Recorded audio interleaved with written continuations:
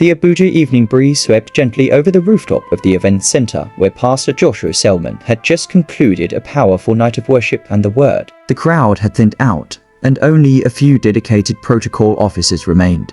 Cleaning up and ensuring everything was in order, the apostle was known not only for his deep teachings and prophetic insight, but also for his gentle nature and unshakable communion with God. Back in his office suite at the venue, Apostle Selman sat alone for a moment, praying softly and thanking God for the evening service.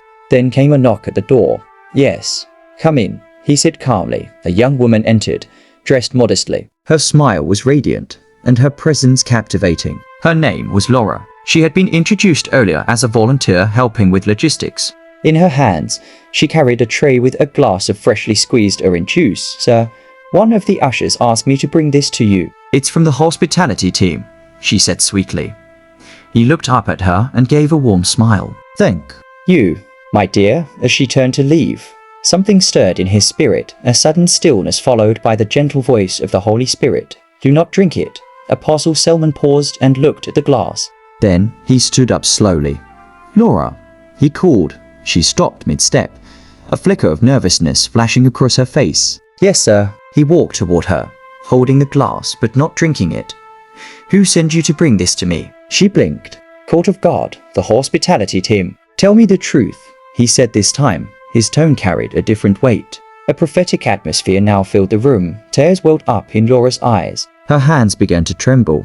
"I didn't mean to," she began, then broke down completely. "I didn't want to do it. They forced me." "Who?" he asked softly, setting the glass down untouched. She collapsed to her knees.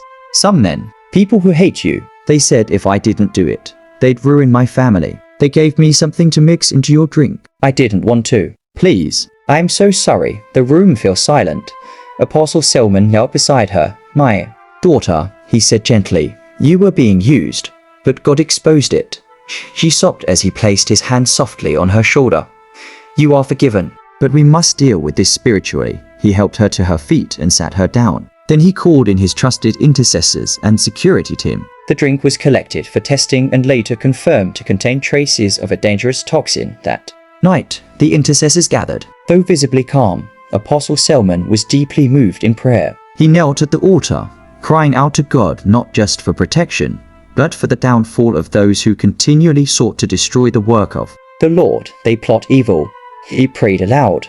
"But you, O Lord, frustrate the tokens of liars." He lifted his hand and declared, "Every force that has risen to bring down this assignment, let their counsel be turned to foolishness. Let their foundation shake. May their schemes crumble. And as for this young woman, heal her heart. Deliver her from every chain. Let her become a vessel for your glory." The story never made it to the press. Apostle Selman chose not to go public, believing that vengeance belongs to God, but heaven had already moved. 3 days later, one of the men who orchestrated the plot was arrested in a scandal involving embezzlement and conspiracy. Another fled the country, exposed in a separate criminal investigation. The organization that funded the operation was shut down after a divine leak of incriminating documents. It was divine judgment, quiet, swift, and undeniable.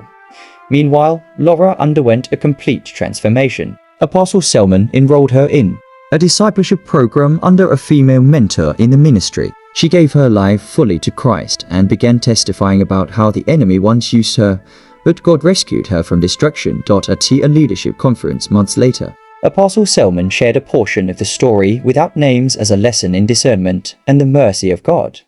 "I almost drank poison sent by enemies," he said, pausing for effect. "But the voice of the Spirit rescued me and the young lady who brought it. Today, she's one of our rising evangelists." The hall erupted in praise. One evening, as he prepared to preach in Lagos, Laura approached him again. This time, she was radiant not just in appearance, but with the unmistakable joy of the Lord. "Daddy," she said, using the affectionate name his spiritual children called him. "Thank you for forgiving me." He looked at her with fatherly kindness. "It wasn't me who saved you. It was God, and you were never the enemy. You were a victim. But now you're victorious." That night, she shared her testimony at the conference. Hundreds gave their lives to Christ. In the end, the enemy's plan had backfired. Where death was planned, life broke forth. Where shame was expected, glory emerged. And where destruction was plotted, revival ignited, because when the anointed are targeted, God does not sleep. And when a servant of the Lord walks in discernment, no weapon formed shall prosper. Though the poison never touched his lips. Apostle Joshua Selman's faith grew deeper, his prayers burned stronger, and his love even for those who tried to destroy him shone as a light in the darkness. Father, forgive them, he prayed, but frustrate the hand behind them. Justice, mercy, power all in one divine move.